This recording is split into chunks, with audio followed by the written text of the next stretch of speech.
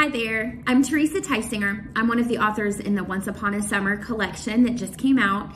These are 4 novellas that each take on a fairy tale and give it a contemporary spin in a romance story that's set in the summertime. And I'm gonna read you a small excerpt from my novella, Gwen and the 3 Dates, which is loosely inspired by Goldilocks and the 3 Bears.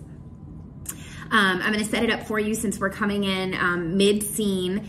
In the story, Gwen's best friend, Marin, has signed her up for a online dating profile without Gwen knowing.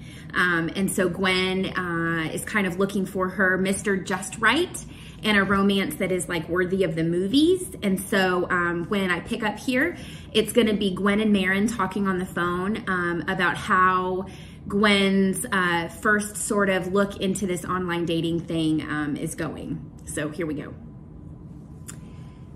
So what's the verdict? Marin asked. Well, good morning to you too. We'll see if it's good or not. What did you decide? The last word oozed with anticipation, making Gwen laugh. As it turns out, I might be a little bit more interested in dating than I realized. Gwen's nose wrinkled as she pulled onto East Bay Street. She squinted at the morning sun glinting off the Cape Fear River that ran between Southport and Battery Island. Beyond the tiny island was the expansive Atlantic Ocean. Ha! They're lining up, aren't they? I told you they would, Marin said. Well, I did wake up to 3 messages. I knew it.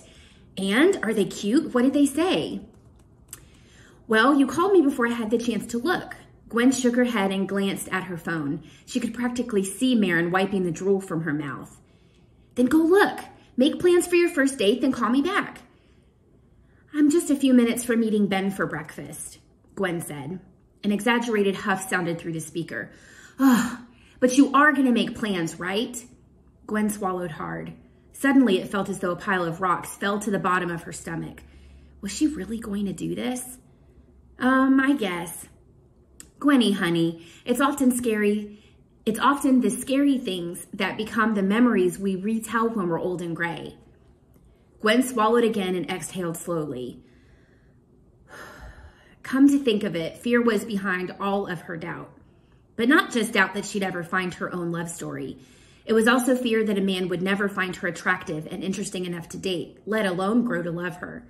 She had more curves than the many bridges connecting the islands up and down the Carolina coast to the mainland. She was quirky, old-fashioned at times, and was pretty set in her ways for a woman not quite 30. Was there any point in responding to any of these men? I was really excited a few minutes ago, but I just don't know. Listen, Marin said in her authoritative teacher voice, let's make a deal. Commit to going on dates with just 3 of these guys and see how it goes. 3 dates, that's it. And if they're disasters, then cancel your profile and move on. But just believe for a moment in the possibility of something really special. Gwen chewed on her lip. How bad could 3 dates be? She could get them over with in a few weeks. Like 3 strikes in baseball? Look at you with the sports references. Guys love that. You're gonna have them eating out of the palm of your hand. Not likely. As the Jeep made its way across the bridge to Oak Island, Gwen huffed out a breath she'd been holding. 3 dates, but that's it, Marin. The squeal that sounded from the phone made Gwen thankful it wasn't right up to her ear. Despite her nerves, she laughed and let Marin's excitement fuel a little of her own. Who knows, Mare? Gwen pulled into a parking spot in front of the Old Bridge Diner and smiled at Ben standing on the curb when he gave her a little wave. Maybe when they make the movie version of my love story, it'll start with this moment. You telling me to believe in something I don't yet see as possible. Marin groaned again. There you go with the movie stuff again. You don't need movie-worthy. You just need memory-worthy. I've got to go, Marin. I just pulled up and Ben's waiting. After a quick goodbye, Gwen grabbed the phone from its holder. She stared for a moment at its now dark screen before slipping it into her purse along with her keys. Maybe she'd steal a glance at the 3 messages after she and Ben ordered. If the rest of her life were about to begin, she needed a full belly first.